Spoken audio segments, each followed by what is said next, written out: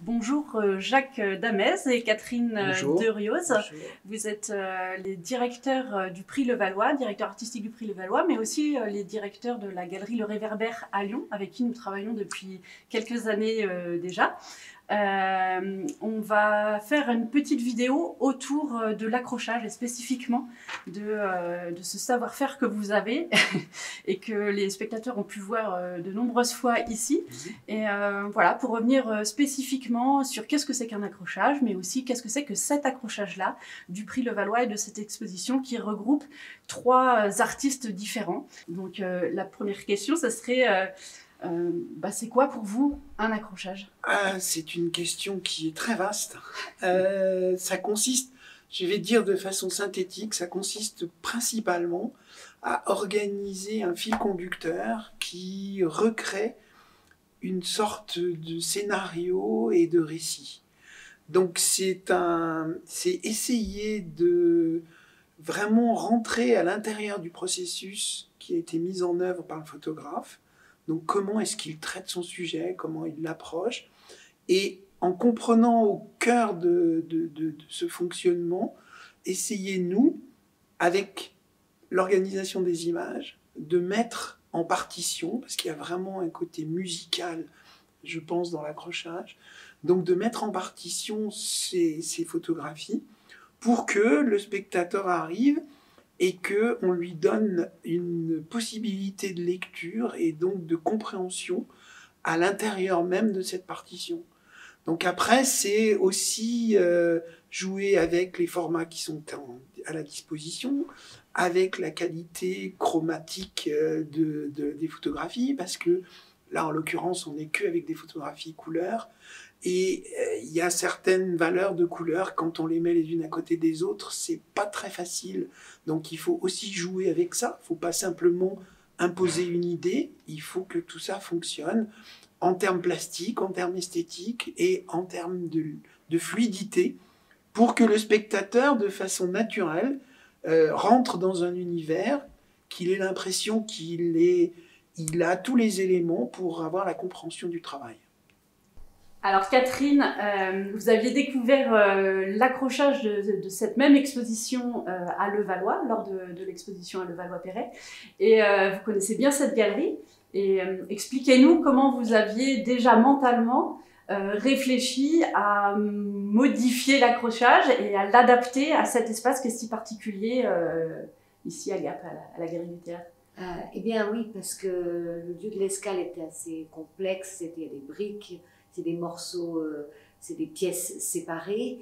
Ici, c'est quand même un tout avec ce challenge à chaque fois des 28 mètres de long d'une seule traite qui est toutes les fois quand même un vrai casse-tête, mais un vrai pari très excitant.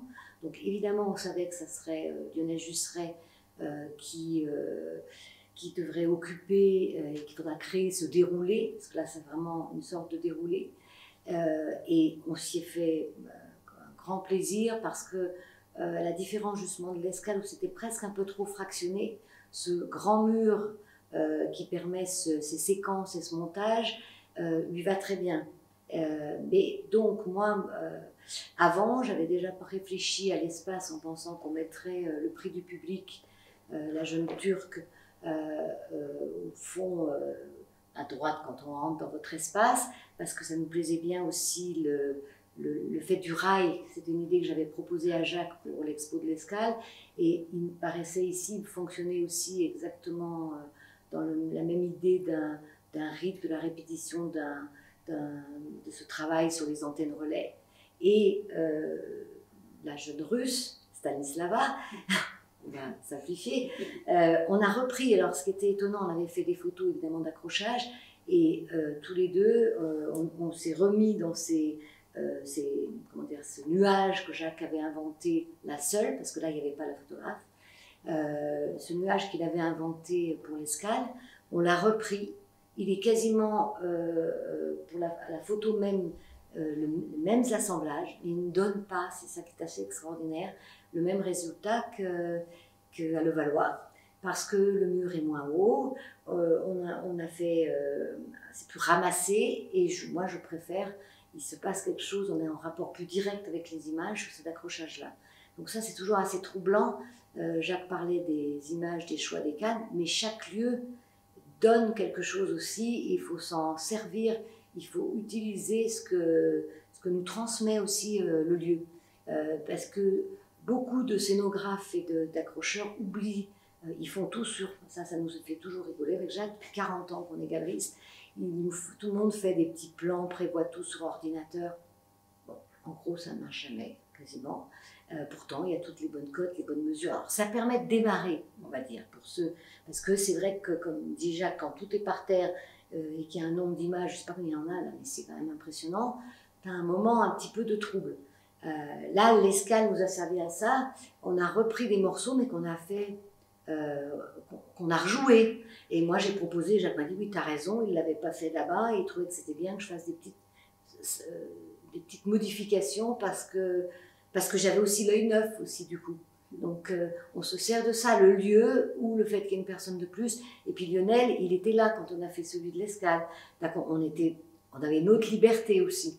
Et comme on se parle, on n'a pas besoin de se parler pour comprendre ce qu'on veut faire, ça va vite, donc on est très réactif. Voilà. Parce que nous quand même, dans notre métier, ce qui est la plus belle partie, c'est accrocher. Hein. Et par exemple, Philippe Ariano, qui était donc jury, qui faisait membre du jury du prix Levallois, a été étonné.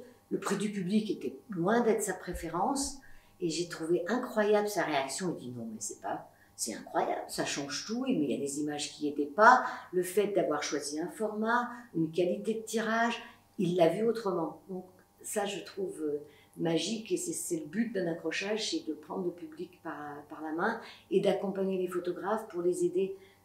Justement, la jeune Turque, on lui a demandé, on lui a dit nos idées, on lui a fait valider, mais on les a aidés à trouver la meilleure des manières pour montrer leur travail. Alors, une question très concrète sur comment vous procédez. Tout à l'heure, Catherine nous disait que beaucoup d'accrocheurs travaillent sur écran. Est-ce que vous travaillez préalablement sur écran? Est-ce que vous posez les images par terre? Est-ce que vous les posez, je ne sais pas, sur un paperboard? Comment vous procédez pour organiser les panneaux de l'exposition? Alors non, on ne travaille pas sur écran, ce n'est pas notre outil, l'écran. On travaille, comme a très bien dit Catherine tout à l'heure, avec le lieu, avec la perception qu'on a du lieu. Alors, chose qui n'a pas été abordée, mais qui est évidemment fondamentale, enfin, elle a été abordée quand elle parle du mur qui fait 28 mètres, mais ici, on a aussi été presque naturellement à exposer les photographies de la photographe turque dans l'angle, parce que en termes linéaires, on avait la possibilité de mettre notre système d'accroche, etc. Donc il y a aussi des impositions qui sont celles du lieu. Donc on joue avec toutes ces impositions. Après ça, on travaille vraiment à l'instinct, je dirais. C'est-à-dire qu'on fabrique au sol, on fait des sélections d'images, parce que évidemment on connaît les travaux, on a dans la tête. Donc on commence à positionner au sol pour voir comment les choses s'articulent et comment est-ce qu'en termes d'espace, ça prend corps, vraiment. Et petit à petit, il y a des ensembles qui se constituent. Et il est toujours très important pour nous qu'il y ait une sorte de colonne vertébrale qui soit, qu'on constitue en principe en premier. Cette colonne vertébrale, elle est très souvent un peu le centre, alors pas obligatoirement le centre d'un mur, mais le point qui va être l'ancrage de l'exposition. Et après, on est dans une arborescence par rapport à cette colonne vertébrale. Donc je dirais qu'on est, tout à l'heure j'ai parlé de musique, mais là j'ai plus parlé de littérature, c'est-à-dire que quand on commence à écrire un texte, en tout cas pour moi, c'est bien évident que je me dis pas « Ah, j'écris un texte aujourd'hui ». Et je pense qu'aucun écrivain ne fait comme ça. Avant ça, on a une sorte de nébuleuse qui est dans nos têtes, et puis petit à petit, ça structure. Cette structure fait presque une organisation de plan, et on sait qu'on a un corpus fondamental qu'on veut développer, et petit à petit, on va chercher des arguments, on va chercher des citations, on lit des choses, etc. Et on est en train de donner de l'épaisseur à tout ça. Mais ça part bien d'une question qu'on a envie et besoin de traiter. Là, c'est la même chose. On est dans une sorte d'essence qui correspond au mur qui est ici, en fait, et à partir de ce corpus fondateur, on fait des développements comme il y a ici, c'est-à-dire on joue avec des rapports de format, on joue avec des rapports de couleurs, comme j'ai dit tout à l'heure, et on est en train de donner la compréhension des enjeux, c'est-à-dire comment est-ce que Lionel a travaillé avec la problématique du paysage, la problématique des gens qu'il a abordés. Comment est-ce que petit à petit, en travaillant autour de ces ambiances qui sont liées à un site, donc le paysage est entre guillemets, on pose le décor. Après, une fois qu'on est dans ce paysage, on est bien fondamentalement lié à des gens, puisque c'est la question fondatrice du travail quand même. Ces gens qui ont des particularités perceptives qui sont complexes et avec qui il faut accommoder le lien du lieu et de cette perception. Donc comment est-ce que Lionel arrive à nous faire comprendre l'intégration de ces gens entre eux et dans le paysage, et puis une sorte de corpus de centre, comme je disais, une colonne vertébrale, où on est dans la puissance même de ces enfants, c'est-à-dire on est dans le cœur battant de la question, comment est-ce qu'ils sont, et non plus par rapport au décor, mais par rapport à eux-mêmes. C'est-à-dire on est vraiment dans leur intérieur, et puis à partir de cet intérieur, on repart là encore dans un fil conducteur, et dans une narration, où on repart dans un rapport de... On retrouve ces personnages, ils sont en train de se comprendre, eux, entre eux, et comment est-ce que ces personnages, petit à petit, sont en train de faire des scènes, donc sont en train de jouer, sont en train de se retrouver, et à la fin, on a un déroulé linéaire qui est en fait la concentration sur un de ces personnages, qui est évidemment quelqu'un avec qui Lionel a eu une très forte, forte intégration, relation, et qu'il a suivi tout au long, avec qui il y avait des atomes crochus, dans le bon sens du terme, et il faisait des portraits régulièrement, et donc au fur et à mesure, quand il a regardé l'ensemble du travail, il se dit, c'est incroyable, j'ai portraituré ce gamin-là plein de fois, et il nous fait une sorte de séquence, qui est en fait un portrait du personnage, mais qui est presque une conclusion du travail, c'est-à-dire comment est-ce que, à travers le portrait d'une personne, on synthétise la problématique, parce qu'on voit très bien quand on regarde de près ces enfants, 7 enfants, dans la vingtaine de portraits réalisés, comment parfois il est souriant, comment il est parfois totalement à l'intérieur de lui-même et il donne pas grand-chose, et comment par d'autres moments il regarde avec un air totalement distant, mais en se disant, bon, je fais partie d'une sorte de scène. Voilà. Et tout ça, c'est un petit peu la synthèse de tout ce qu'on a déroulé à l'intérieur de l'accrochage. Et ça, c'est vraiment, c'est là où le fil conducteur et la narration s'organisent. Et de fait, comme a dit Catherine, on a réalisé le nuage avec la photographe russe qui est un ensemble qui nous paraissait important parce que c'est une vision kaléidoscopique qu'il faut réintégrer dans un ensemble. Et à la fin de Lionel, faire la fin là-bas. On a choisi avec Catherine de faire la fin de cette ligne d'enfants là. Et pourquoi ? Parce qu'en face d'un seul coup, on passe à la photographe turque qui, elle, est un travail beaucoup plus conceptuel, où on a choisi de faire un accrochage avec exactement les mêmes espaces, pas du tout de mise en scène, une ligne, parce qu'on est dans la répétition d'un principe, et c'est la répétition qui fait le contenu, la narration. Et donc, on est aussi dans l'ensemble de l'accrochage, dans un passage de photographe à photographe, d'accrochage à accrochage, et donc là encore, on essaye d'emmener les spectateurs dans une sorte de partition, encore une fois. Exactement comme dans la problématique du jazz, on a là aussi une colonne vertébrale, un corpus fondateur, et surtout dans le free jazz, où d'un seul coup, on a des musiciens qui partent en impro. Et cette impro, dans tous les cas, quand c'est de la vraiment très bonne musique et de bon niveau, on a un moment où on revient à la base et où, d'un seul coup, on a un chorus et où tout ça repart. L'accrochage, ici, il est fait de cette même manière. C'est-à-dire qu'on a cette base, qui est le centre, et puis il y a des évolutions, la partition se laisse aller, il y a de la liberté qui se prend, et puis on revient, et tout l'ensemble fait une sorte de corpus qui est en fait de l'ordre de la pièce musicale, du concert, et où chacun, on essaye en tout cas de faire que chacun a ses libertés et on les laisse se mettre en scène, se mettre en son et en visualisation évidemment. Et puis tout ça est autour d'une pensée qui est, elle, une pensée fondatrice. Et pour revenir sur la question d'entrée que vous nous aviez posée, je pense que c'est ça en fait la problématique d'un accrochage, c'est que un bon accrochage, c'est pas simplement quelque chose qui fait de l'effet à l'avance, c'est qu'on est dans une pensée qui se resserre sur elle-même, qui est en spirale, un petit peu comme les problématiques de pensée philosophique, et tout ça essaye de prolonger une question qui va au cœur de ce qui est évoqué.